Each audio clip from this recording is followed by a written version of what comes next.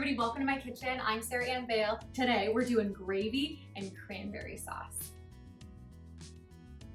I have a roast chicken in the oven and we need some gravy for our chicken, and we're gonna use those drippings as the base of our gravy.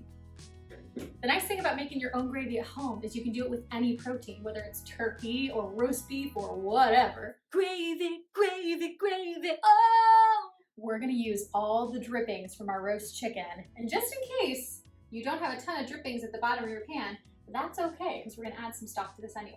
But all those roasty toasty flavors we want right in there. To give my gravy a little bit of richness, I'm just gonna add 2 tablespoons of butter. You can do oil if whatever you made has a lot of fat already in it, like if you did a roast beef and it's got a lot of fat drippings, just omit this step altogether. I'm gonna turn my heat on to medium, and we're gonna add some stock. I have 2 cups of stock, that's what we're gonna start with. You can always add, but you can't take away. I have low sodium stock, that way I get to add the salt that I want. Take control of your salt. Give her a little whisk, give her a head start. I have a ½ teaspoon of garlic salt. You can add whatever flavor you want to use. You can add fresh herbs. To thicken our gravy, we're going to make a slurry. We're going to put our starch inside of a cold liquid and whisk it up so that it doesn't make lumps when we put it into our gravy. If ever you've had lumpy gravy, it's probably because you put flour or cornstarch into your hot liquid. It's kind of like you made like little dumplings or little bread lumps right inside of your gravy. We're going to have everything dissolve first before we have it thicken our gravy. I'm using cornstarch, and I literally just have 1 teaspoon because it's super, super potent stuff. Again, you can always add, but you can't take away. I'm gonna start by adding just 1 more cup of stock to my slurry.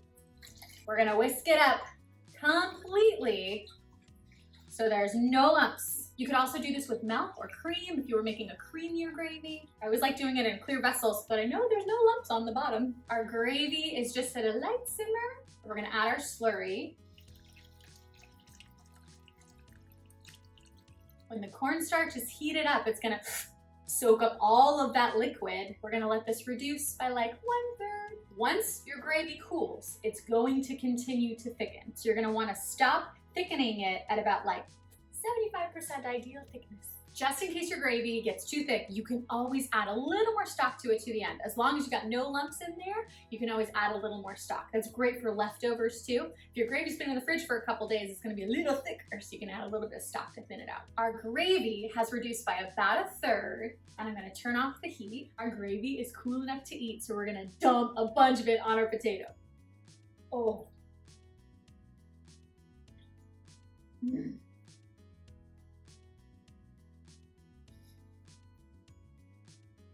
That is so good. I'm excited for you guys to try it, but we're not done yet. We're gonna make some cranberry sauce from scratch too. Now we're gonna make some cranberry sauce. I have 2 pounds of cranberries here. I have fresh, you can use frozen cranberries if you like. I'm gonna add 2 cups of sugar, and I have 1 teaspoon of salt. You can do stevia if you want. You can do any version of sugar. Oh, it's so pretty. I juiced 4 oranges. I got to about 3/4 of a cup. You want between 3/4 and a cup of orange juice. Fresh is always better, especially because we have fresh cranberries. You can use whatever you want. I love you can see all the pulp in there too. I also have the zest from one of those oranges. That's just gonna open up our cranberries. It's like Christmas in July flavor. Just to round us out, I'm gonna do 1 cup of water. You can do double juice, double water, whatever you wanna do. We're also gonna add 4 cinnamon sticks. I like to do 2 cinnamon sticks for each pound of cranberries. You get to do whatever spices you want to do. I love the cinnamon sticks, especially whole, because then you can fish them out later, but you keep all that spice in there. And we're gonna turn this on high because we want all of that sugar to dissolve.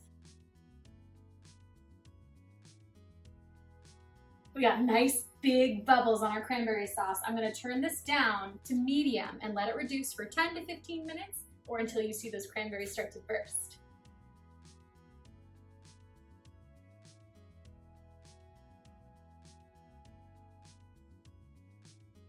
Whoa, our cranberry sauce is reduced. It's so juicy and those bubbles are big and luscious.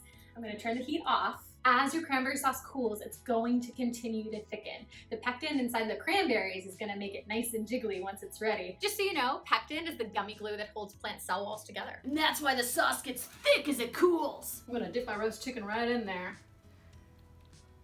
Oh.